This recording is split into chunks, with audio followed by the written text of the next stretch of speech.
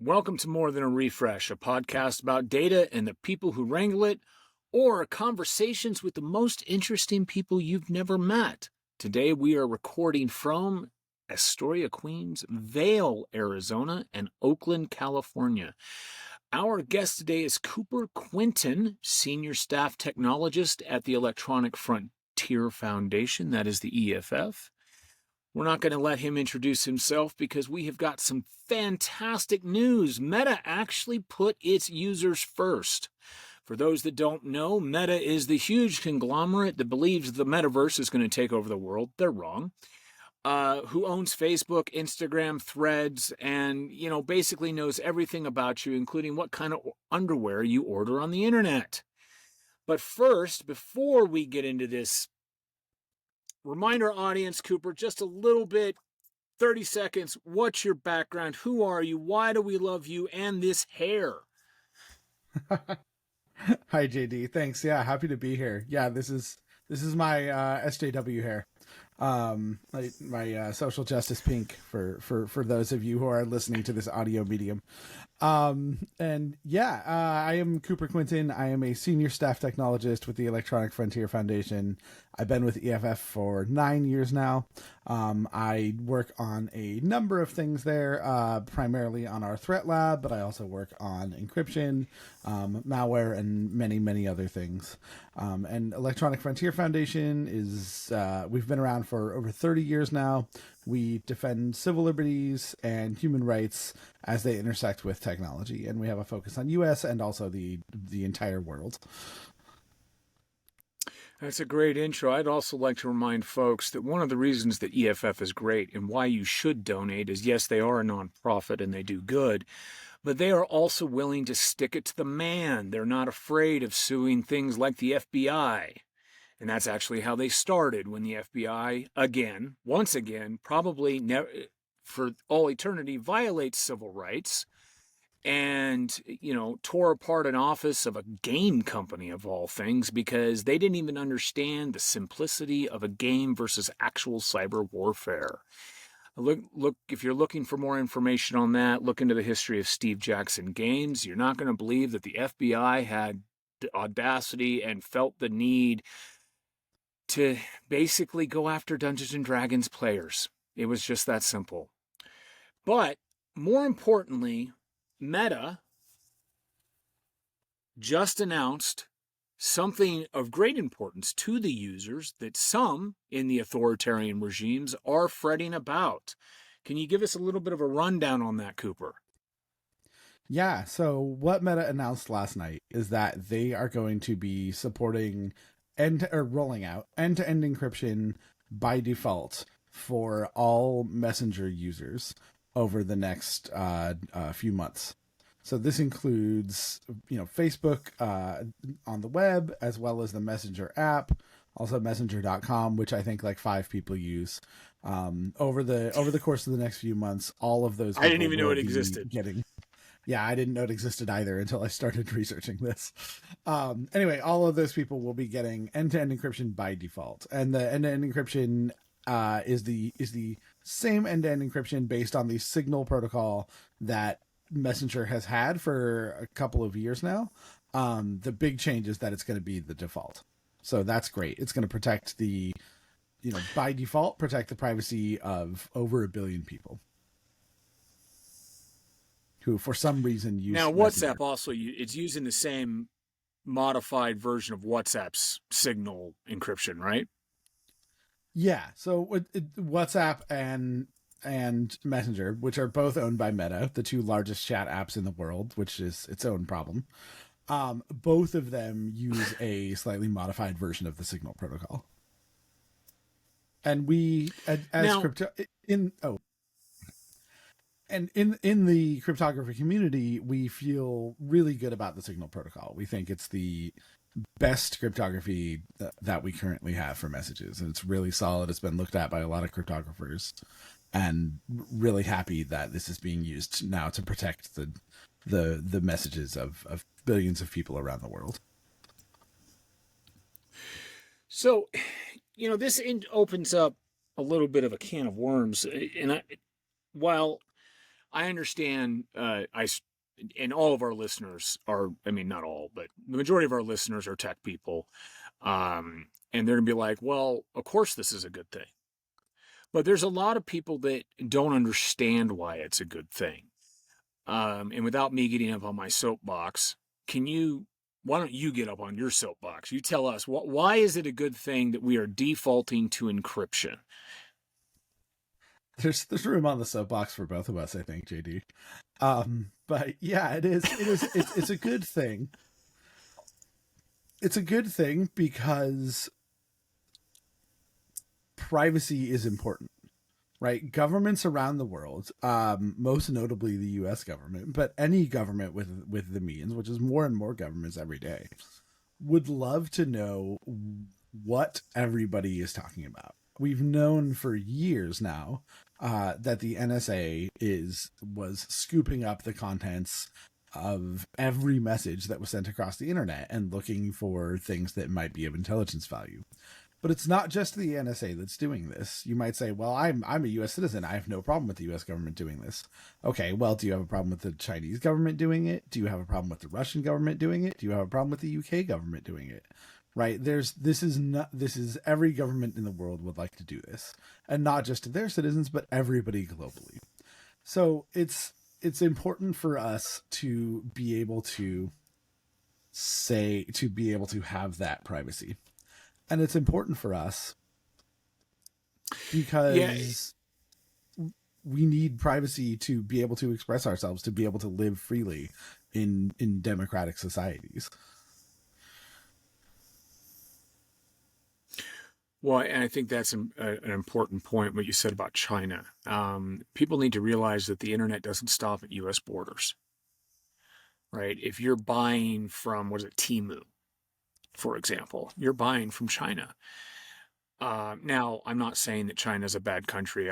Frankly, it's their country. It's up to their citizens to solve their problems, just like at the United States citizens, it's our job to solve our problems. But I certainly don't consider them an ally. I mean, they're a competitor on the world stage. On the geopolitical stage, they are a competitor. Unlike, say, Germany and France, who have kind of relinquished their overall top status in the geopolitical realm. And that doesn't mean that they're not good countries, and that's not what I'm suggesting at all. It's just that in the realm of, if you look at global superpowers, you've got two global superpowers and one that wish they still could be, and that's why they invaded Ukraine. Okay? Mm-hmm. And it's important that people, forget U.S. citizens, but people as a whole, are able to communicate and organize privately. While insurgents and insurrection is illegal, I mean, the United States was founded on that. Exactly. Right? I mean, that's people. Exactly. I love how people like to get up in arms for. Yeah, people get up in arms about the criminal trespass that was January 6th. And I'm not saying bad things didn't happen. I'm not saying those people weren't stupid. But I'm also saying that the government is slamming the hammer down on these people for one specific reason. Our citizens, or our country, was created on the idea of what happened on January 6th. And our government doesn't want that to happen again. Now, I don't agree with them. Don't get me wrong. I'm not unhappy as a whole. Yeah. I am definitely not a supporter of January 6th. But I will say that governments, much like tech companies, only like revolutions and overthrows and stealing when it supports them. And as soon as they're in power, though, we can't let those things happen, right? It's all part of the myth making, right? And as long as it's part of their myth making, it's great. But if you want to actually do it in real life against them, right? No way. But I think it's important to keep in mind that this is and I don't want to fearmonger about China. China is just another nation, right? That's no better or worse than the U.S. necessarily. Yeah, no, that's. But I think that I could use any country. Yeah. Well, I mean, I was the one who said China, but even for people in the U.S., I think this is important because we now realize that what you think is legal today, let's say or what you thought was legal yesterday, let's say abortions, might be illegal tomorrow, right? And we are not on as steady of a ground as people might think. So like at some point, the things that you've done that you thought were legal might be something that you want to hide. And this is I'm really glad that Meta rolled this out, right? If they had rolled it out a year ago, maybe they could have protected this woman in Nebraska who was prosecuted for an abortion based on messages that she sent over Facebook Messenger that police were able to get from Facebook. This is interesting. And that's actually right, and I wanted to touch on that, but first let's back up to the announcement itself, because I think that there's an underlying issue with what Meta said, and don't take me this the wrong way, because I really do want to get into that. In their announcement, Meta said, "This means that nobody, including Meta, can see what's sent or said unless you choose to report a message to us. Is this really true?" Now, I believe it's true, in theory. The issue here, I want to trust Meta. I want to say to myself that WhatsApp's actually encrypted and they can't read the message unless I report it because it's abusive or a scam or whatever. But there's a couple of things here. One, I've dealt directly with Meta's intellectual property infringement, and they're largely morons who do not know how intellectual property infringement actually works. Largely because I guess that they're not, they're probably employing, 10. Well, agreed. But if you are employed to enforce intellectual property infringement, you should know how it works, right? I mean, that's just the fact of it. And I doubt they're even employing people in the United States. Okay. And Meta's whole model is to sell personal information. How long does this, and I know I'm being very hypothetical here, but how long does this last before Meta realizes that people are starting to conduct business only on encrypted messaging? They start to create their own encrypted chat, and right now it's 1-to-1, but in theory it will extend to group chats. All of a sudden it kind of eliminates the need for their Facebook marketplace. How long does this actually last? How long do we get to celebrate Zuckerberg is actually doing something that's not manipulating and tearing apart the psyche of young teenage girls? Yeah. There's a lot of problems with Meta. Like, I am not a fan of the company. I think that in this case, this is a case of sometimes bad organizations do good things, right? I think that this is a case of Messenger is a value add for Meta, and this is a way that, like, I think there are good people in any organization, right? There are good people in every corporation. There are good people in the government, right? And I think that this is a case of some people who really do care about privacy within Meta working really hard to get this change rolled out, and I'm very happy about it. And I don't have any reason to believe that there are any like backdoors or anything like that currently, right? Like the Signal, it's still based on the Signal protocol, which we know is good. Like, you can't, they don't have your keys, so they couldn't be sending a copy of your keys to the US government or something like that. I don't think that this is going to have a huge impact on Meta's bottom line. Like, I think people are still going to keep using Facebook Marketplace because it's just a better UI for selling stuff. People are still going to keep posting to Facebook, right? People are still going to keep posting to Instagram, which are, they're bigger drivers of income anyway, right? Like, right. I think that all of those things will continue to be profit centers for Meta, and I don't think that they're worried about this change at all. What I do think could come sorry. what I do think could come in harm this is No. things like the UK bill, which would mandate client side scanning, and other bills like the US has tried to introduce this bill a few times that would mandate weakening encryption. And I think that's if Meta caves to that pressure and starts introducing client side scanning, or starts weakening encryption due to government requests, I think that's what would tear down this huge win. And that's the bigger threat that I see. It's interesting. I would agree with that. Authoritarians are going to authoritarian under the guise of what about children? And that's actually, we see this pushback a lot. I actually watched a C-SPAN. For those that don't know, that is the ability to watch congressional hearings, where Zuckerberg was being interviewed by a bunch of representatives. And I don't remember who this lady was, but I mean, she got up there, and the amount of ridiculous, ignorant, backwards reading bullshit that came out of this woman's mouth as an elected official was astounding. And it basically boiled down to, what about the children? And Facebook had, Meta had all these statistics of all of the incidents that they actually intercepted. And, she was just like, well, what about all the others? And I mean, the insanity of this woman was just profound. And I don't want to get into this part of it because, well, actually, I do want to get into this part of it. I'm getting on my soapbox, damn it. So the government said, some government officials said, have warned the feature could hide illegal activity by child predators. Fair. You're absolutely right. It could.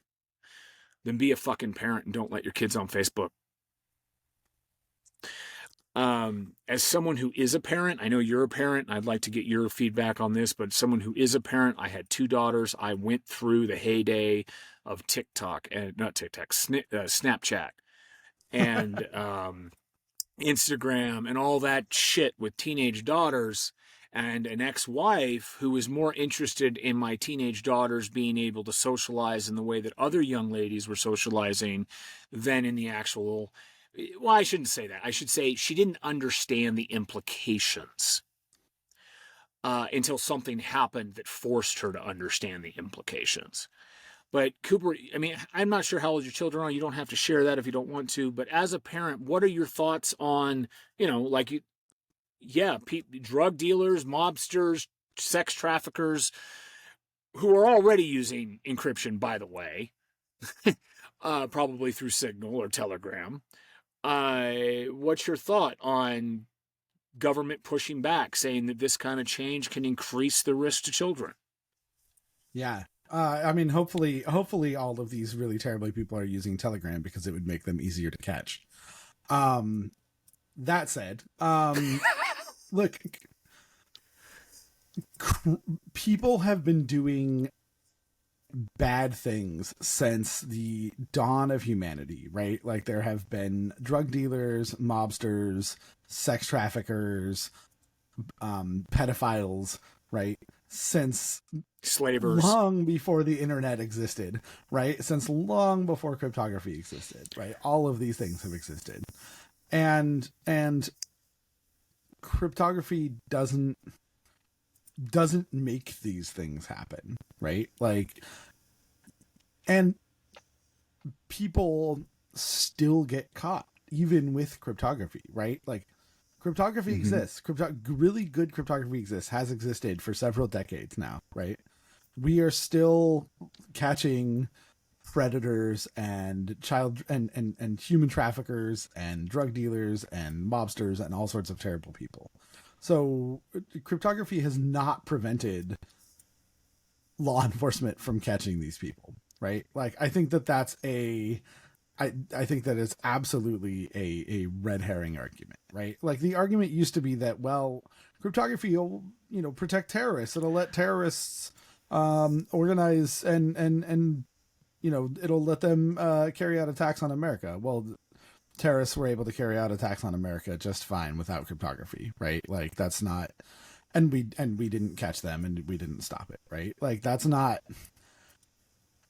just not the case. And we the FBI presumably does catch terrorists even though they're using cryptography, right? Like most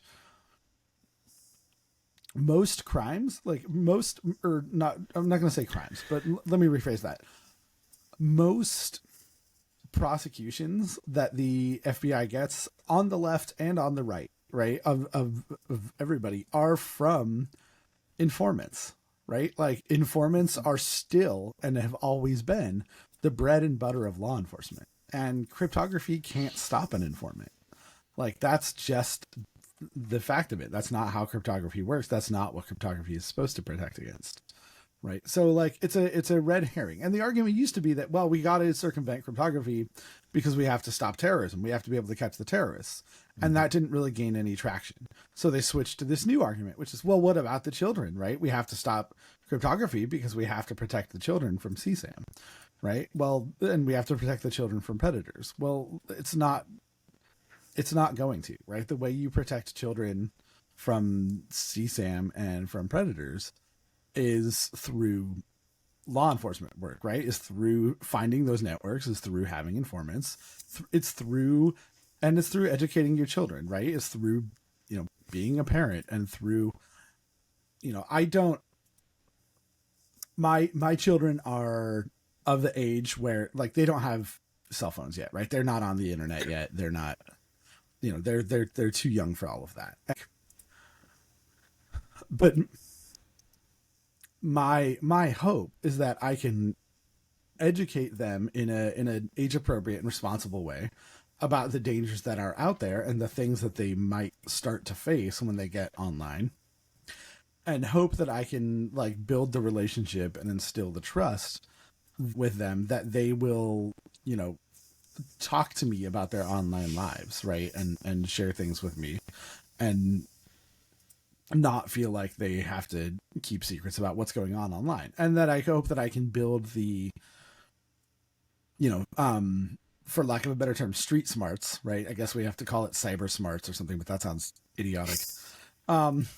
I hope that I can build the street smarts in them, right? That they know when they're being manipulated, right? That they know when they're being, when somebody is creepy, and that they feel comfortable coming and telling me that, and that they, know to halt communications with that person. Because that's, pedophiles, the Catholic Church has existed for, more than 1,000 years, right? Like pedophiles have been around for a long time, right? People were being pedophiles long before the internet existed, long before communications existed, right? And they will continue to be pedophiles long after. And so like we need to educate our children of the new like modes and methods being used, but the fundamental problem hasn't actually changed. Well, I mean, the Catholic Church has existed for what, 1,800 years, and you're not wrong. Yeah, exactly. But I mean, that's a good example. But let's be honest. I mean, it's not the Catholic Church, right? It's people, Well, humans in general. There's a lot of joke, bad. But yeah, it's I understand. And I will say this: since your kids are young, I wish you all the best with the greatest challenge you will ever face. I tried to do everything you just said, and it didn't work. Yeah. It's frankly, being of an age where my kids are adults now, 18, 20, and 28. In my mind, children should not be allowed on social media, internet, except as supervised until they're 18. The fact that because a child can't legally enter into a contract. And what the government has done is said, well, there's so much money to be had here, so much manipulation to be had here, so much grooming and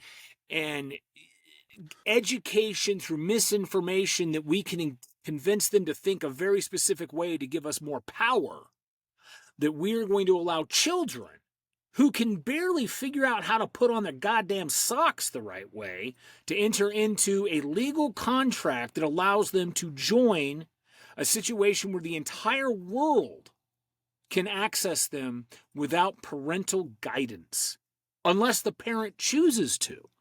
And most parents don't, which is why McDonald's is still in business. Right? So I think There's I a think that's a certain really compelling argument. Let me push back on it a little bit, because please. I agree that there's a problem with, like, I mean, privacy overall, right? And like the fact that children are being mined for data by corporations like Meta, right? Mm. And TikTok, right? I do think that's a huge problem, and I think that we need a national privacy bill that covers everybody, not just children. But in the case of Yeah. parental supervision specifically, what if the parents or the supervisor are the ones that are grooming the children, right? In this case, what if those parents are abusive, right? What if those parents are you know, pedophiles or something, right? Something horrible like that. You got to think of the most horrible cases here, right? If the child is turning to social media to find resources to help them understand that situation and deal with it and potentially get out of it, right? And they can't, because their parents are the ones that are, you know, the source of their abuse, right? That then becomes a problem, right? I think that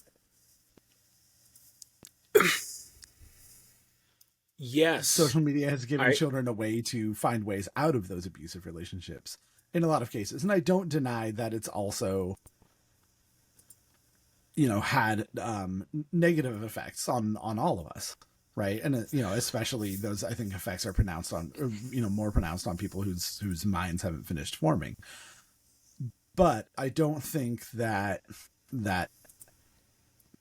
I don't know if putting each, you know, putting it down to each parent is, I don't know if that's the right solution. I think that could end up having more negative effects, especially on, like, I mean, what I think of is, you know, queer children in red states, right, who are trying to figure out what these feelings are and what they're dealing with, right? Like, and you know, trying to figure that out without their parents necessarily knowing, right? That they, like, you know, that they're more worried about violence from their parents than anything else, right? Like, these are the, and you know, I mean, you could turn that around, right, and say, I don't know, you know, a child who wants to learn more about right wing politics, right, in a, and you know, has liberal parents, right, and is worried about reprisal from them. Like, I don't know, I think it's, you know, it's, I don't want to make it like a red or blue thing. I you know, but I think that Well, they're not bad examples though of we have to situations consider the where autonomy. I do think we have to consider the autonomy of children. so well, yes and no. But yeah, there's a couple of things here. One, I don't think that we should mix or muddy the waters here. I didn't say internet. I said social media. Hmm. Right? Social media is just something that runs on the internet. I'm not saying we should ban kids from the internet. I do think that there's a social responsibility of parents and a contractual responsibility of parents, in that basically, if a child who is under 18 wants to join Facebook, the parent has to agree contractually before the child does, because a child cannot enter into a contract, not legally, except for social media, right? So there's that line, and I think the reason that is important is because even though many of those parents are still going to ignore whatever porn they're watching or grooming that's going on, at least then they don't have an excuse. I agreed as a parent to expose my children legally to this risk.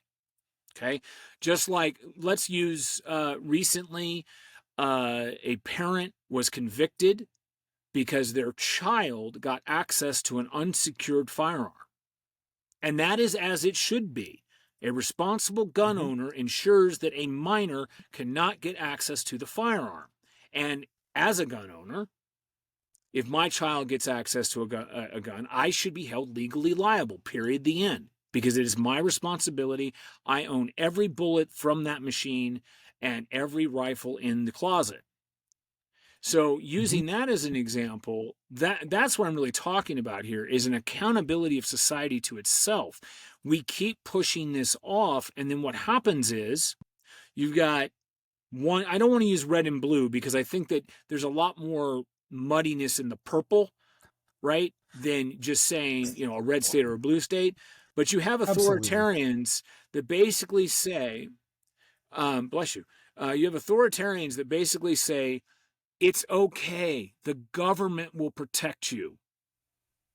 The biggest lie ever told in the history of humanity. The government will protect you. Okay? The government exists to protect itself and its power. And every history book you've ever read will show that iteration every decade. So putting it back on parents and showing parents, look, if you want this to happen, fine, but you have to be responsible for it. I think that we would see a mass shift in society. Now, we've gotten completely off of the topic of encryption, so I mean, but I let's think it's a bounce good back here topic. because I think it's important. Go, I think it's a worthwhile topic, and I think that those I don't think we're gonna see the big shift that you hope we're gonna see because most people like nobody can read all of the EULAs, the end user license agreements that you click through every day. Every time you click, I agree, right? If you had to read all of those, somebody you did a could if you study. It would fixed take you them. like 25 hours a day to read all of those. Now we do need Mm-hmm. to fix this. This is a horribly broken system that we have people constantly agreeing to contracts that they can't read. We have children agreeing to contracts that like they shouldn't be agreeing to. Um, and that's a larger problem that absolutely needs to be solved. And I think that probably needs to be solved first because otherwise you're just going to have another button that parents have to click and not read, right? Mm-hmm. But I also think that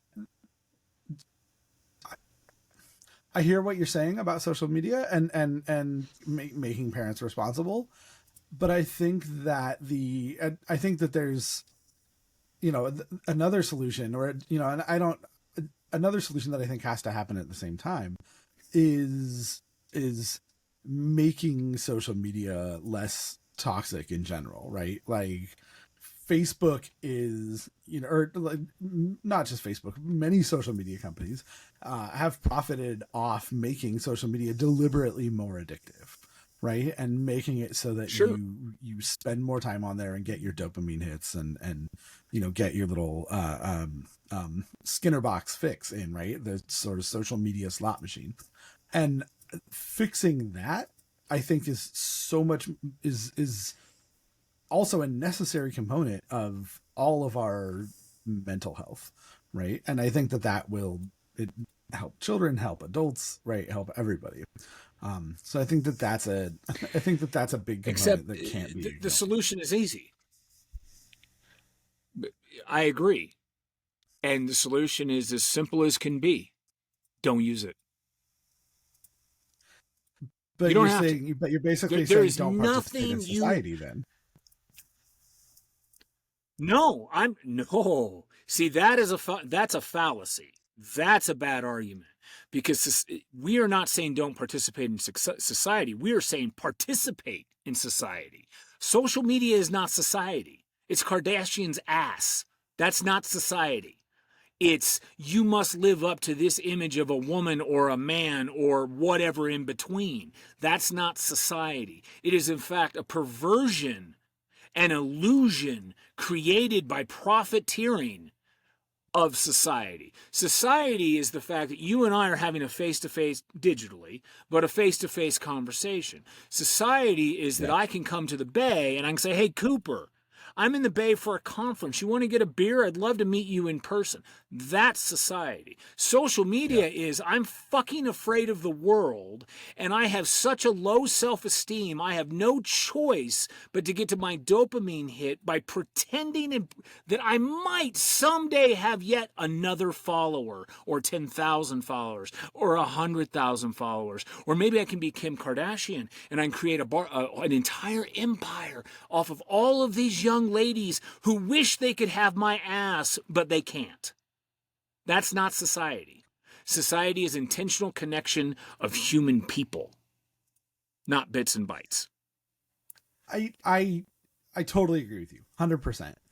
I do think though that there is a lot of intentional connect. Like, I think there's a lot of intentional connection with people that happens because of or over or through social media, right? I don't disagree that there's all of this horrendous shit, right? And like as social media has become a, a larger and larger corporate empire, right? It's become a lot more of a one-way, broadcast advertising based conversation, right? But like right now I've been following the Instagram account of a woman in Gaza and like seeing her everyday life and the things that are going on there, and like have I feel like I've created a connection that wouldn't have been possible in the era before social media, right? I've met a lot of really good friends over Twitter. I've also spent a lot of time on Twitter doom scrolling and feeling like shit and wasting a lot of time that I should have been spending with my kids instead.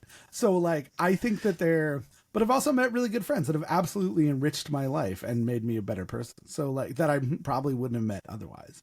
So I think that there are good and bad aspects to it. I think a lot of the bad aspects to it are driven by profit, by capitalism, and so there that's I'm really interested in sort of these, and we talked about this last time, so we don't need to go into it again, but the sort of like smaller aspects of social media, right, and things like Valid and other new cool projects that are coming out, but yeah, I don't think it's all bad. No, nothing in the world is, right? But everything has a cost. And what you're defining is the exception to the rule, right? I mean, yeah, I too, right? I mean, I have met many great people in a passion project that I'm in. We run a festival called Schoolie Palooza. And this year we've brought on, partners like Van Life Pride. We've brought on Journal of Lost Time, VanFest USA, and these are all great people. And I met a lot of great creatives. Just a couple episodes ago, we had the co-president of South by Southwest on, and we just jammed about how important it is, especially in the relations of AI, that creativity be flourished. And that caused us to create a whole creative partner program just for all these independent nomad creatives who are painters and artists and tattooers, whatever it's called, right? So I don't disagree with you on that, but it's still the exception to the rule. Now, that part is a direct mirror of society. You get into social media you get out of social media what you put into it. And if you're putting crap into it, watching, doom scrolling, whatever, you're going to get the same thing out. But the problem is that, and I mean, here's another tangent. That's the problem with the education system, right? Because the education system is putting out dumb parents who focus on one thing, who educate dumb children, and they're all brilliant opportunities that are passing by because we don't make the right choices to help these people be better and make better decisions. I'm not saying right, because right and wrong is completely subjective. I'm talking about just better in general, right? But before we go off on this too far, because I mean, we're already over halfway through here. And I mean, the whole point of this episode was Meta does something good. Wait, that can't be true. But they actually did. And we are talking about how this is going to piss off the government. And my greatest thing about, since the announcement, there's been a pushback by the government. Okay, first off, if the government starts pushing back, you should immediately ask yourself, so I should actually be doing this? There are exceptions. I'm sure we can point to a couple of them, walking to downtown San Francisco or downtown Seattle or even downtown Bellingham. Smoking is a good example. Right. But you do have to question, because a lot of times it's not about what is better for society. It's about what is better for government control. But in the wider discussion, how do we deal with, I mean, does this move pit privacy against security? Right? I mean, there's a certain level of, there's disagreement in the legal community of whether or not we have a right to privacy. Right? There's no direct amendment that says all persons shall have a right to privacy. There's some implied consideration, like through the Fourth Amendment, for example. Yeah. What is your take here? I mean, the first take is that privacy is a human right as established by the UN Human Rights Council. Like, it is a established human right. So yeah, it's but isn't like Iran enshrined the in the leader of that? Constitution. But we got a UN hater here. I see. I mean, look, the not UN hater, is just strong skeptic. The UN is toothless, absolutely, but I do think that the human rights provisions are quite good, and I think it's interesting that the U.S. was I think one of only 2 countries that refused to ratify the UN Declaration of Human Rights. I think that's worth mulling over in your listeners' spare time. But that said, no, I don't think that there is a trade-off between privacy and security, right? I really do think that that's a false dichotomy. That's the false dichotomy that the U.S. government tried to sell us after 9/11, right? That you have to sacrifice your privacy for, or you have to sacrifice your privacy. You have to sacrifice your freedom for security, right? And there's a really great quote about that. Which you can probably paraphrase closer than I can. I believe it has something to do with Thomas Jefferson. Yeah. Those who would sacrifice liberty for safety deserve neither. Something like that. It's something. It basically the cost of liberty is safety, or something like that. Yeah. I think it's a false dichotomy, right? Like, encryption provides safety, right? It provides safety from law enforcement overreach, right? It provides safety from stalkers, right? Like, if I have somebody at Meta who works at Meta who is, say an abusive partner or an abusive ex or just a stalker or is out to get me for some personal reason, right? Now they can't read my messages either, right? Like, that's a good thing, right? Like, Meta, you shouldn't trust Meta, right? I don't trust Meta. I don't think anybody should trust Meta. You shouldn't trust Meta. And, in a way, this could be, seen as them saying, yeah, we agree, right? So we're going to encrypt all your messages, right? Like, I think it's completely a good thing.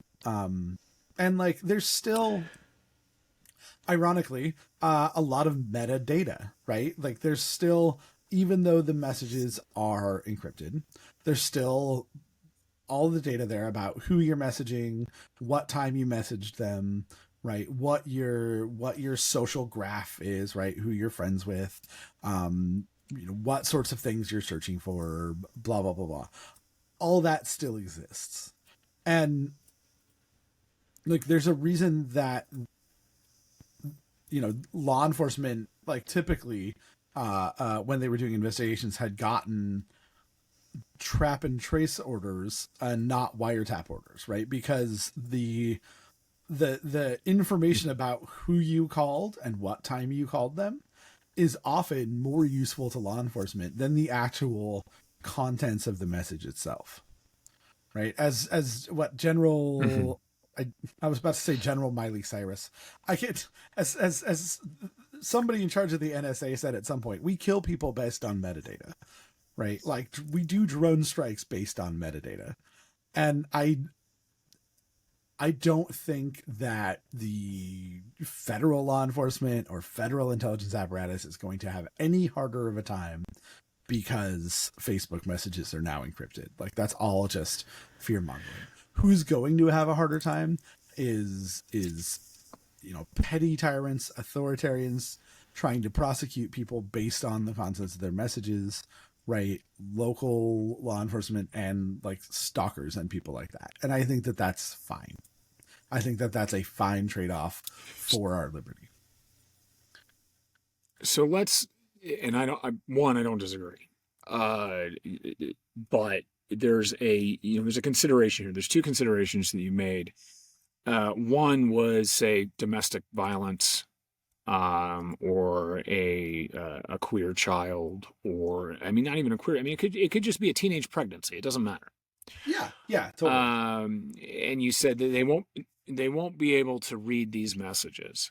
So I think that's a false sense of security, because domestic violence, someone in that situation who is the abuser, they're going to control the person's phone. They're going to control the accounts. They're going to be able to see that. So Yeah, what ends up absolutely. happening is the person at some level is going to have to escape the situation to find help. That's Um, a completely Now and correct then, point. I think what I yeah. was And so maybe I more think what I I was don't want trying to to get. say I mean, was don't. you're protected from somebody at Meta itself, right? Like there have been multiple instances of people who work at tech companies deciding to spy on other people through their access to the tech Oh yeah, company, right? every single And big this, tech company has done it and gotten busted for it. yeah, yeah, and this stops Absolutely. that. This stops that specifically. It doesn't. You're absolutely right. It doesn't stop. Most abusers are going to have access to your phone anyway, and it does not stop that. That's completely true. And the only reason I bring it up is because, if someone who's a little bit less technically inclined, as you and I are, that's listening, I don't want to give a false sense of security. This privacy that we are being provided to by Meta, it is exactly what you said. It is privacy against interceptors, whether that be Exactly. the government in theory, or Meta in theory, between you and whoever you're talking to. This is not going to protect you from someone who controls your phone or can log into your Facebook account or your Messenger account or whatever. It will not in any way protect you from that, which is why things like disappearing messages are so important. It Um, actually will protect but I you. Wait, I want have to. you I have touched one on some. technical nitpick. It will protect you from Okay. somebody who can log into your Facebook account because your messages are. It will protect your message history, unless they can also. So your message history is protected by a PIN, or by a private key that you upload to your mobile cloud provider, Google or Apple or whatever. And without that, the somebody who logs into your account won't be able to read those messages. And also you will see that a new account has access to your messages, and you'll have the ability to revoke that. So it's a minor technical point. Like if somebody has access to your Facebook account, they can probably also guess your 6-digit PIN, right? It's probably, or like they probably also have access to your iCloud or Google Cloud, and can get the private key to access message history that way. Um, it, but it's worth mentioning. I will grant that, but I mean, I will grant that, but you're also talking about a level of sophistication that most users don't have. They are going to click remember my browser for 45 days or whatever. And frankly, as Sure. sophisticated as I am, if you can get into my phone, okay, that's the key. Oh, If you would have trouble yeah, getting into my phone, but if you can get into my phone, you've got WhatsApp, you've got Signal, you've got it's all there, right? yeah. If you I can unlock rely my on phone my or phone put biometrics and PIN. malware on it, game over for sure, Yeah. for sure. So there's definitely, I mean, we got to take into account that even the smartest people are pretty damn lazy about this stuff, right? So although the protections can be there, they likely will not be enforced. They will Yeah. they will use how do I not have to enter my password every time? This is annoying, right? But from a social construct, you brought up 2 points that I think are really important. One is this gal, I think you said Nebraska, she was looking for a way to get an abortion, and at the time in Nebraska, it was illegal. I Mhm. think they've since overturned that, or was that Kansas? One of This the was red states that blow your mind. What? Yeah, I think Kansas overturned it. Texas recently, just in the last couple of days, relaxed their rules because there was a woman who needed one medically, or she was going to die. Um, and they pushed back Mm-hmm. against that. But sorry, go on. No, that's appropriate. But I think that people, first, the government has no business telling me what I do with my body unless I am becoming a risk to myself or others, which is, of course, the argument they use for abortion. Yeah, Um, that being said, even with that, exactly. people tend to forget that people have a Fourth Amendment right, right? We also Mhm. have a presumption of innocence. And this, it doesn't matter what topic it is. It doesn't matter if it's abortion. It doesn't matter if it's drug use. It doesn't matter if it's buying an AR-15 in Washington, which is illegal. Okay? You have a presumption of innocence, and therefore no one has a right to your communications without a warrant, which is why encryption is so important. Because one of the things that this will do, and Cooper, correct me if you don't agree with me here, one of the things that this will do is reduce the amount of information that even Meta collects, that anybody can collect, to sell to law enforcement for them to violate your Fourth Amendment. Exactly. There's a big problem right now with law enforcement buying data from data brokers and using that as a way to circumvent the Fourth Amendment. Um, it is a huge issue, and yeah, I mean, this is cutting off a one of those potential streams of data, right? Like you said, this is the only thing that this really protects against is dragnet surveillance of the contents of communications, right? Over Mm-hmm. Messenger, right? That is really the threat model here, and that's a good one. That's a big one, right? Like that's basically what the entire Snowden revelations were about, right? So like big one, good on them for solving it, right? But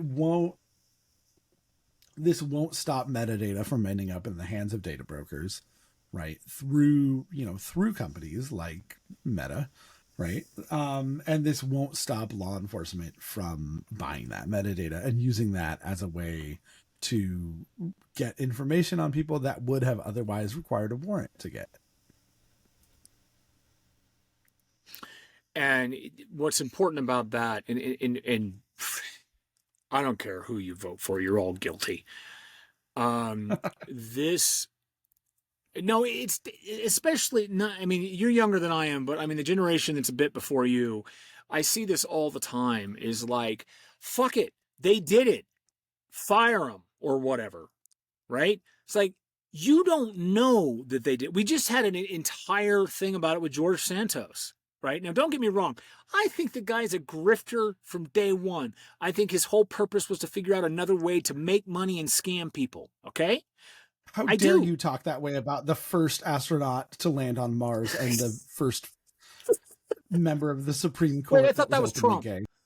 Wait, no, Trump was the first astronaut to land on Mars, wasn't he? I mean, that's why Mars is I red, can't. right? They couldn't handle all his There's orangeness. It was too much. The sun reflection off of Trump just burned the soil and destroyed the atmosphere of Mars. It's why we need special technology to get there because it's gooder and greater, right? It's the bestest. He couldn't believe it. He's putting a golf course on it. I mean, oh my God. But back to who can point. keep track of all George of who can Santos. keep track of all of the grifters in politics. It's really a haven for them. Well, it's simple. Look at who's in politics. They're a grifter. Period. Mm-hmm. But that being said, the problem with George Santos, even though I do believe personally that he was guilty based on my reading of everything that happened, including the ethics report, okay, he was not convicted. He deserves a level of innocent until proven guilty. And frankly, the people, not all of them, because I'm sure some of them voted against it because they're just as guilty as he is and they didn't want to be next. But a lot of people that didn't vote for that expulsion recognized the danger and the precedent they were setting. Because guess what? Eventually, we're going to have a three-part or a single-party control of the government again. And it may be red, it may be blue, it may be green, it doesn't matter. But the moment that happens, you're going to start seeing expulsions based on ideology versus fact versus guilt. And that's a serious problem.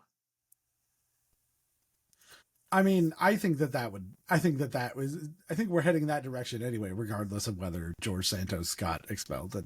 I mean, he's pretty clearly a compulsive liar, right? So, like, I think but he's still innocent until proven guilty. Yes, as we all are in the American system. But this isn't prosecuting him of a crime. This is saying you're unfit for office. I agree that I think we're going to head toward expulsion as a political weapon. And I think that that's super dangerous. We're off track again. But while we're here, I want to ask, did anybody ever find out what was up with that baby that George Santos was carrying around? Did that baby make it home? Is that baby okay? I did not. I didn't read anything about it. Was that I hope real? So. But you know, I'll give George Santos this. If he continues to play the game correctly, he's going to be rich. He's going to get everything he wants, and he is not going to give a shit. Because there are a few things that he said that are absolutely accurate.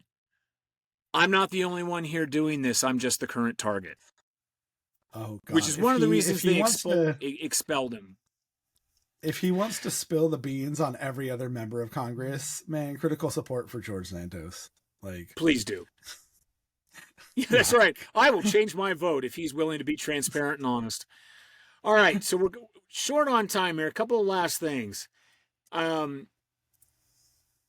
We did talk about data brokers. A good point is, why does this violate the Fourth Amendment? How does Sheriff Joe Bob hunting poor Susie who's pregnant, who needs an abortion, and buying the data of her Facebook or cell phone calls or whatever from a data broker to chase her down and arrest her for female health, why does that violate the Fourth Amendment, regardless of states' rights? To be clear, that specific scenario has not happened yet, but I am still very concerned that it will. Yes. Right. I was being hypothetical. But yes. But the reason that violates the Fourth Amendment is, so the Fourth Amendment is the right of people to be secure in their persons, houses, papers, and effects, right? And basically, I think, you can interpret that as the right of people to be secure in their houses and in their information, right? And to get this information, you, from a company, right, or from a person's house, you would need a warrant. That is clearly enshrined in the Fourth Amendment, right? But there's just this loophole, right, because of the society we live in, where if you bought that data, right, we can't stop law enforcement from buying things, right? That's a capitalist transaction. That is the bedrock of this country, right? So it's allowed this loophole where you're not searching the person's information. You're not searching their papers or effects. You're just buying it, right? And so far, courts have, in our opinion, wrongly ruled that does not constitute a search. Because so there's also, the other aspect of this is something called the third party doctrine, which is a doctrine of law that says if you gave your information to a third party, right, to a company, right, to any other, whatever, right, you have revoked any expectation of privacy that you might have for that information, right? Because you consented to give this company that information, and they can do what they like with it.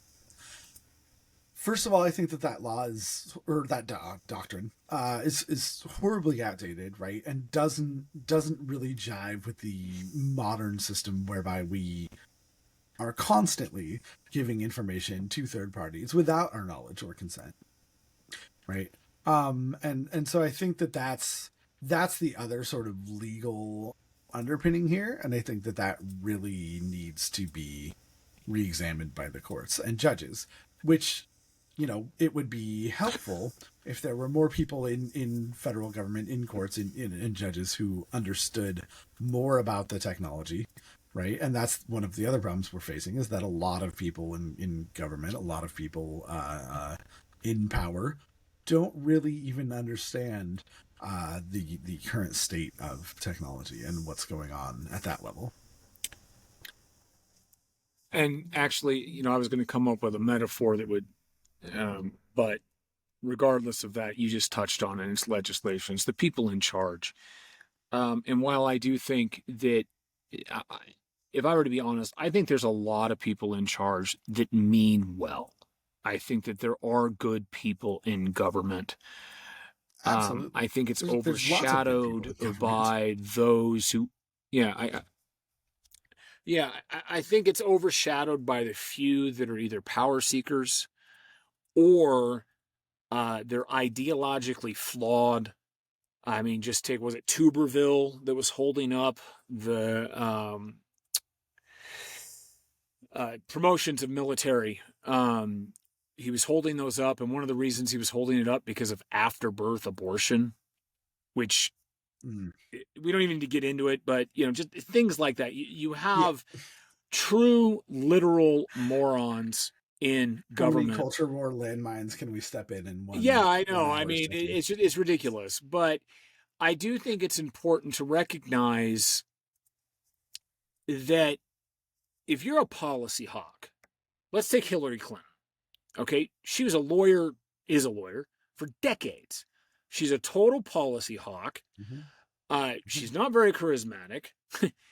And the idea, like when the whole email scandal came out, she had an email server. Mm-hmm. I bet you dollars to donuts that she had no fucking idea what anybody was talking about. What she said is like, all I did was hit send. I thought Billy Bob was going to get it while he was having time with his mistress. She doesn't know. It was up to her political operatives to know. Right? It was them who set it up, because the woman is in her 70s. There's not a lot of 70-plus-year-old people who are particularly technically savvy. Yeah. So how do we fix that problem? Right. I mean, just to add to the problem, we know that politicians love to use non-official communication channels all the time, right? Politicians love to use things like WhatsApp and Signal and disappearing messages and meeting in person in the bottom levels of parking garages wearing trench coats for some deep throat action or whatever.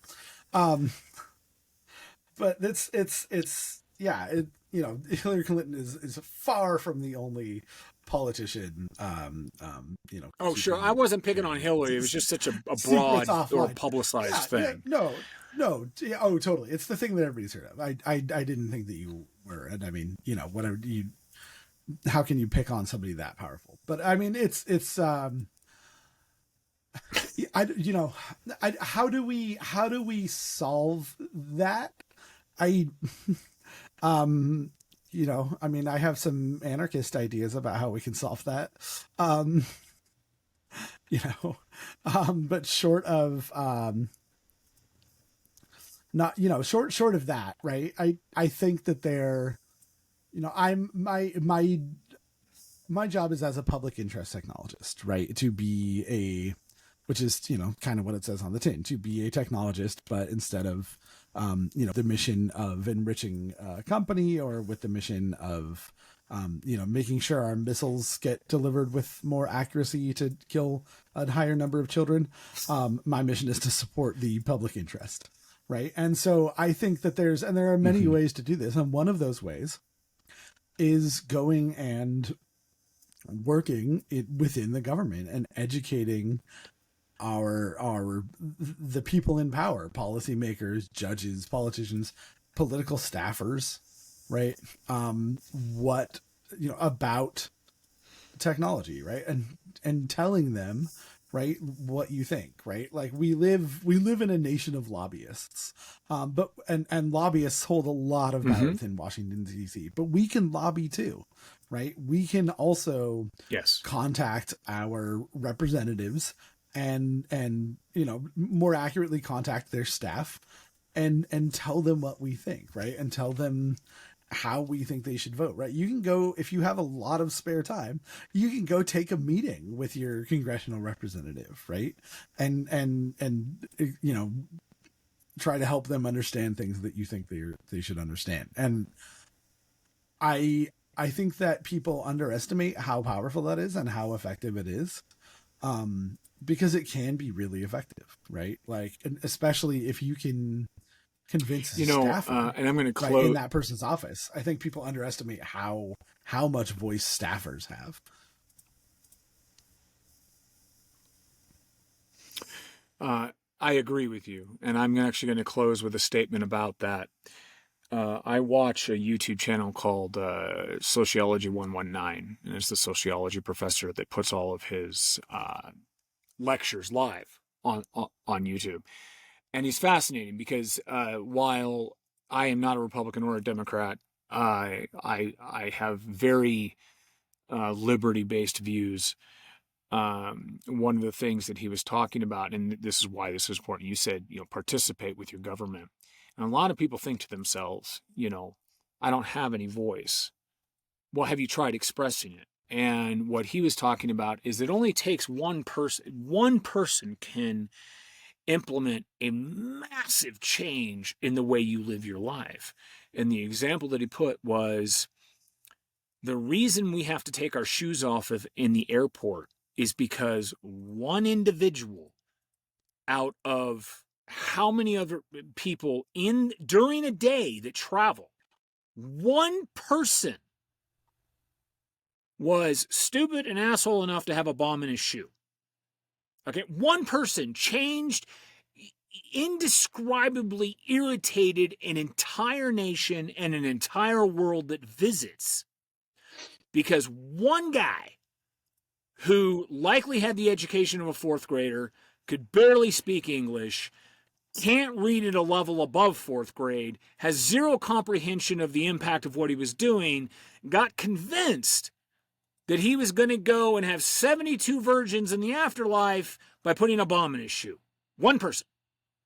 Now, that does not any way have anything to do with Islam or Muslim or the Muslim community. This is about one idiot did this and changed the world for everybody.